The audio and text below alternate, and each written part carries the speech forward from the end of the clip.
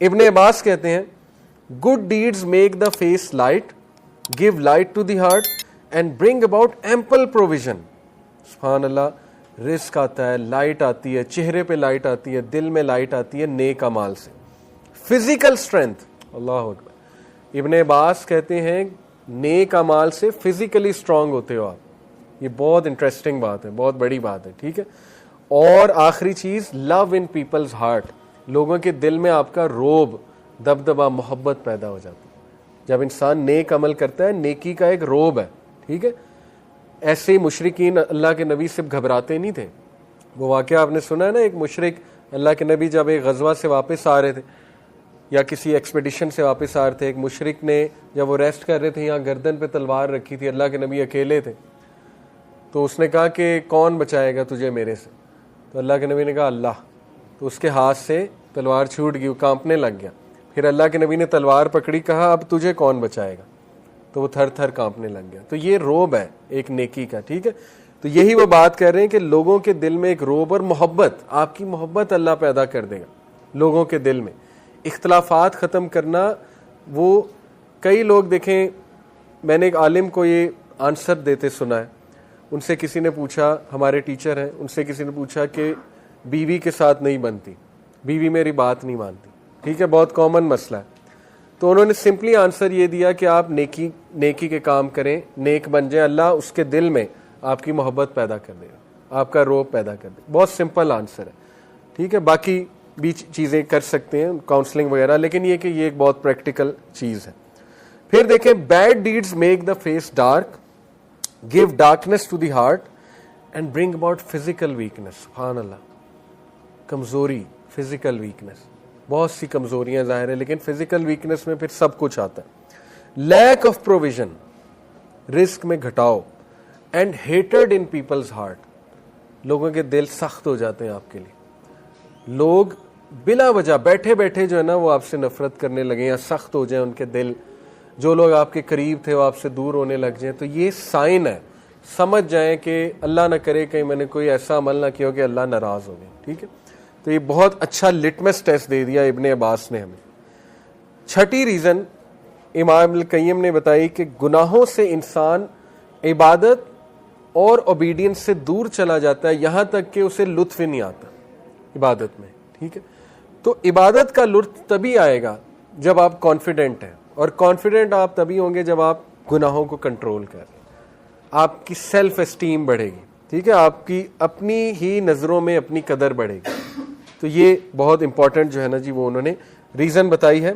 جیسے کہ وہ کہتے ہیں کہ اس کو مزہ نہیں آئے گا, کیونکہ ایک بندہ جب بیمار ہوتا ہے نا اس کی زبان میں کڑواہٹ آ جاتی بخار کی وجہ سے, تو اس کو آپ پیسٹری کھلاؤ گے تو وہ کہے گا یہ کیا ہے, مجھے تو کوئی لطف نہیں آ رہا اس کا, ٹھیک ہے. اس کو نہ کوئی اچھا کھانا پسند آئے گا, کیونکہ اینٹی بایوٹک لے لے کے اس کا ویسے ہی ٹیسٹ خراب ہوا ہے. اسی طرح دل جب خراب ہو جائے تو پھر نیکیوں میں مزہ نہیں آتا ہے, پھر عبادت میں کوئی مزہ نہیں آتا ہے. وہ قصور ہمارا ہے, وہ عبادت کا قصور نہیں ہے. ساتویں reason, sin breeds sin until it dominates a person, he cannot escape from it. یہ سارے گناہ آپس میں یوں جڑے ہوئے, میوزک, پورن, illicit relations, حرام چیزیں, یہ سب یوں کنیکٹڈ ہیں, ٹھیک ہے. شیطان نے نظام ایسا قائم کر دیا, لیکن یہ کہ ہم نے اس سے بچنا ہے. sin weakens a person's will power, یہ میں آپ کو پہلے ہی بتا چکا ہوں. آٹھویں ریزن ہے, گناہ انسان کی ول پاور توڑ دیتا ہے, کیونکہ انسان کو اللہ نے جو نفس لوامہ اس کے اندر رکھا ہے, وہ جب ویک ہوتا ہے تو ول پاور ویک ہوتی ہے, ٹھیک ہے. نویں ریزن, گناہ کر کر کے انسان ڈی سینسٹائز ہو جاتا ہے, یہاں تک کہ اس کو گناہ سے کراہت ہی نہیں ہوتی. اور یہ پھر اس حدیث کو مائنڈ میں لائیں جو شروع میں تھی کہ اگر کوئی عمل تیرے دل میں کھٹکے تو وہ گناہ ہے, اور ایمان کی دلیل یہ ہے کہ تو گناہ کر کے کیا ہوتا ہے, غم زدہ. لیکن اگر غم بھی نہیں آ رہا, دکھ بھی نہیں ہو رہا, تو پھر تو کچھ بھی نہیں ہے, پھر تو بیسک ایمان کی کمی ہے.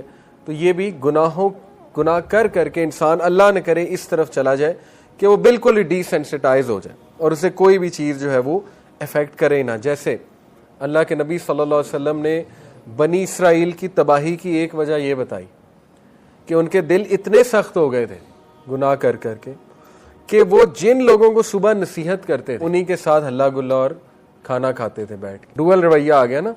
صبح نصیحت پبلک میں, رات کو سیم وہی حرکتیں جو وہ کر رہے ہیں اور انہی کے ساتھ مل کے وہ حرکتیں کر لی, دین کوئی چینج کر دیا. یہ پھر حدیث بڑی امپورٹنٹ ہے. دیکھیں اللہ کے نبی صلی اللہ علیہ وسلم نے فرمایا all of my امہ, میری تمام امت کے لوگ بخشے جائیں گے یا فائن ہے انشاءاللہ, کچھ نہ کچھ ان کا بن جائے گا قیامت والے دن, سوائے ان کے جو اوپن سن کرتے ہیں اور اس کے بعد اگلے دن فخر سے بتاتے ہیں کہ میں نے یہ اور یہ کیا. ان کی معافی مشکل ہے, اللہ چاہے تو کر دے, لیکن یہ کہ ویسے جنرلی مشکل ہے. اور آج ہم اس دور میں ہیں, ہم ایک گناہ خود تو کر ہی رہے ہیں, اوپن بھی کرتے ہیں, سب کو بھی دکھاتے ہیں, سب کے ساتھ شیئر بھی کرتے ہیں, ٹھیک ہے, اس کے بعد اس کا چرچا بھی کرتے ہیں, ویڈیوز بھی دکھاتے ہیں, میں نے یہ کیا, میں نے وہ کیا, یہ دیکھو یہ وہ. جیسے کتنی سکیری سٹوری ہے, مفتی مینک سناتے ہیں کہ ایک لڑکا تھا, وہ چلے ایک ہے کہ بندہ خود گناہ میں انوالوڈ ہے, پورنوگرافی میں انوالوڈ ہے, اس نے اپنے دوستوں کو بھیجنا شروع کی, دوستوں کے ای میل سبسکرائب کروائے. اب سارا مواد جو ہے وہ اس کے کریڈٹ کارڈ پہ لگا ہوا تھا, اس کے ای میل سے جاتا تھا. اس لڑکے کی ڈیتھ ہو گئی, لیکن اب وہ کریڈٹ کارڈ کا کوڈ بھی اسے پتا ہے, وہ ای میل کا پاسورڈ بھی اسے پتا ہے, اس کی ڈیتھ کے بعد بھی وہ ای میلیں اس کے دوستوں کو جا رہی. ٹھیک ہے, تو کتنا بڑا لاس ہے. تو خیر اللہ معاف کرے اسے, ہم اس کی دعا ہی کرتے ہیں, لیکن یہ کہ کتنی خطرناک چیز ہے. اور دیکھیے آخری جو چیز ہے وہ یہ ہے کہ جب ایک انسان بہت سے گناہ کرتا ہے, they leave a mark on the heart of the person who commits them, so he becomes one of those جن کے بارے میں اللہ نے کہا ہے کہ کلا بل رانا علی قلوبہم ما کانوا یکسبون, کہ ان کے دلوں پہ ایک ران آ جاتا ہے, ایک پردہ آ جاتا ہے, ٹھیک ہے, گناہ کر کر کے. اور یہ بہت ڈرنے کی سٹیج ہے, یہ فائنل سٹیج ہوتی ہے. یہ پتہ ہے کب آتی ہے؟ اللہ نے انسان کو کچھ نیچرل چیزیں دی ہیں جس سے وہ گناہوں سے بچ جاتا ہے. سب سے پہلے انٹویشن سمجھ دیں, ایک انٹرنل فیلنگ. سکس سینس اور انٹویشن میں تھوڑا سا فرق ہے. انٹویشن یہ ہے کہ اللہ کی طرف سے آپ کے اندر ایک میکینزم ہے برائی کی پہچان کا, وہ دیا اللہ نے. سکس سینس دی, سکس سینس ہے کہ آپ کو کوئی سگنل آ جاتا ہے کہ یہ چیز اچھی نہیں ہے, اس طرف نہ جاؤ تباہ ہو جاؤ گے. قرآن نازل کر دیا, اس میں کلیئر بتا دیا یہ گناہ, یہ نیکی ہے, یہ فجور ہے, یہ سن ہے, وغیرہ وغیرہ. ٹھیک ہو گیا. حدیث بھی اللہ کے نبی کی وہ ساری اتار دی, وہی ان شارٹ وہی نازل کر دی. پھر آپ کے ارد گرد ایسے واقعات ہیں, سبق آموز واقعات ڈیلی ہوتے ہیں ہمارے سامنے. ڈیلی ہم بندوں کو مرتے دیکھتے ہیں, جنازے اٹینڈ کرتے ہیں, مسجد میں اعلان ہوتے دیکھتے ہیں, نوجوان کوئی ہوتا ہے اس کی موت کی خبر ہم تک پہنچتی ہے. ٹھیک ہے, کچھ ایسی سٹوریز ہم تک پہنچتی ہیں کہ وہ بندہ اس گناہ کی حالت میں مر گیا, اللہ معاف کرے, یا یہ ہو گیا یا وہ ہو گیا. سب کچھ آ رہا ہے, اللہ آبزرویشن تو کرا رہا ہے آپ کو. ٹھیک ہے, تو اس سے سیکھ لیں. پانچویں چیز, اگر پھر بھی باز نہیں آ رہا بندہ, پھر اللہ تھوڑا سا جیسے ماں باپ نہیں مار لگاتے, پھر اللہ اس طرح بندے کو کھینچتا ہے کہ شاید ابھی یہ سمجھ جائے, کیونکہ ان چیزوں سے تو یہ نہیں سمجھ رہا, اور وہ بھی انسان کے لیے خیر ہے, لیکن اس میں نقصان بہت ہوتا ہے. ظاہر ہے کوئی لاس ہو جائے آپ کو, اللہ نہ کرے, کوئی آپ تکلیف میں مبتلا ہو جائے, کوئی بیماری آ جائے, اللہ نہ کرے. ٹھیک ہے, اللہ آپ کی کوئی چیز چھین لے. اللہ مالک ہے, بادشاہ ہے, جو چاہے کر سکتا ہے انسان کے ساتھ. وجہ کیا ہے کہ شاید اب آ جائے. اس طرح بھی نہیں آیا, پھر یہ ران ہے, پھر یہاں مہر ٹھپا لگتا ہے کہ یہ بندہ جو ہے بس اس کا فیصلہ ہو چکا ہے. اور یہ اللہ نے ایسی تو نبی وسلم کو نہیں کہا نا تم انہیں جتنا مرضی بلا لو یہ ہدایت پہ نہیں آنے والے, کیونکہ لگ چکا ہے.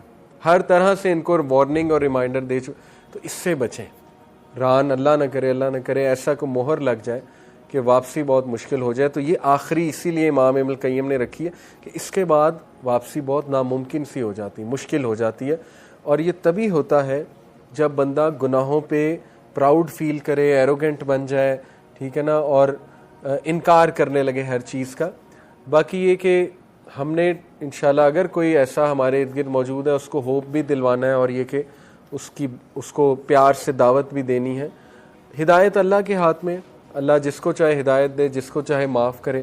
تو ہماری کوشش ہونی چاہیے کہ اس کو ضرور یاد دہانی کراتے رہیں, واپس رہیں. لیکن یہ ہماری اصلاح کے لیے تھا ران والا پوائنٹ کہ ایسا نہ اللہ نہ کرے کہ ہم اتنے دور نکل جائیں کہ پھر دل پہ ہی مہر نکل جائے. تو ان 5 چیزوں سے فائدہ اٹھائیں, انٹویشن سے, سکس سینس سے, وحی سے, آبزرویشن سے, اور اللہ نہ کرے کوئی ٹیسٹ اور ٹرائل آیا ہوا ہے تو سیکھ جائیں, ٹھیک ہے نا, درست کر لیں اپنی ڈائریکشن کہ ابھی تو میں سدھر جاؤں, ابھی تو ٹھیک ہو جاؤں, اس سے پہلے کو اور بڑی تکلیف نہ آ جائے, تو وارننگز لے لیں ابھی سے, ٹھیک ہے. تو باقی یہ جی کہ گناہوں سے بچنا کیسے ہے, دیکھیں کچھ آپ تہیے کر کے اٹھیں, آپ کچھ آج فیصلہ کریں گے تو انشاءاللہ ان پہ آپ چلیں گے.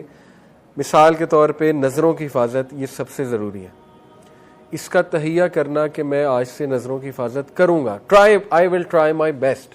سلپ ہوں گا وہ چلو اللہ مالک ہے, لیکن یہ کہ جتنا میں کر سکتا ہوں, سڑک پہ چلتی عورت اس کی طرف نہیں دیکھنا, ٹھیک ہے, کوئی گاڑی چلاتے, بائک چلاتے, کوئی بد نظری نہیں کرنی, بازاروں میں جا کے بد نظری نہیں کرنی, انٹرنیٹ پہ اکیلے جب بیٹھے ہوئے بد نظری پوری ٹرائی کرنی ہے کہ میں نے بد نظری نہیں کرنی ہے, ٹھیک ہے. ایک تو یہ ارادہ. دوسرا یہ کہ اگر کوئی برا تھاٹ آ بھی جاتا ہے تو جس طرح میں نے آپ کو مثال دی نا کہ جب نوکری کی باری آتی ہے تو ہم وہ کام کر لیتے ہیں. آج آپ کو یونیلیور, پروکٹر اینڈ گیمبل یا نیسلے کہے کہ گناہ چھوڑ دو, ہم چھوڑ دیں گے کیونکہ موٹیویشن اتنی بڑی ہے, ٹھیک ہے. وہ ہمیں کہے جی کہ آپ نے یہ والی چیز آئندہ نہیں کرنی, ہم کہیں گے بسم اللہ, یہ تو کیریئر اتنا کیریئر گروتھ ہے, بالکل کریں. اس کا مطلب چھوڑ آپ سکتے تھے لیکن چھوڑا نہیں, ٹھیک ہے. کیوں نہیں چھوڑا؟ ایمان ہی نہیں ہے, اللہ کے وعدوں پہ یقین ہی نہیں ہے. لیکن اینی وے گناہ ہو جاتا ہے, اللہ تعالیٰ سب کو محفوظ رکھے. تو کچھ ارادے کر کے آج اٹھیں. وہ مجھے نہیں پتا, آپ نے خود لسٹ بنانی ہے, ہر بندہ اپنے آپ کو خود جانتا ہے. میں نے ایک مثال دے دی نظروں کی حفاظت, باقی آپ نے خود نوٹ آج جا کے کرنا ہے کہ یہ چیزیں ہاں مجھے چھوڑنی چاہیے. ہو سکتا ہے جھوٹ گناہوں کی جڑ ہے. جو بندہ بہت جھوٹ بولنے کا عادی ہو جائے وہ پھر کافی آؤٹ ہو جاتا ہے, گناہوں کی طرف چلا جاتا ہے. ڈومینو ایفیکٹ, ایک سے دوسرا, دوسرے سے تیسرا, اس کو آپ نوٹ کر لیں. پھر کچھ فیصلے کریں نیچے یہ چیزیں لکھ کے کہ آج سے میں نے نہیں یہ چیزیں کرنی, اور اس کے کاؤنٹر میں میں نے یہ پروڈکٹیو چیزیں کرنی, جیسے ایکسرسائز ہو گیا, گڈ ڈائٹ ہو گئی, میں نے اپنے آپ کو موٹیویٹڈ رکھنا ہے, میں نے وسوسوں کو کنٹرول کرنا ہے, وغیرہ وغیرہ.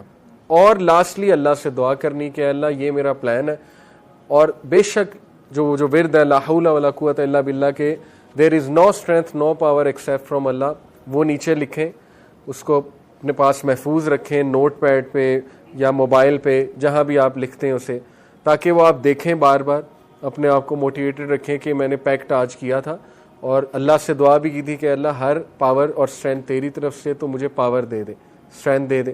تو کیوں نہیں اللہ کی مدد آئے گی؟ ہو ہی نہیں سکتا اللہ کی مدد نہ آئے.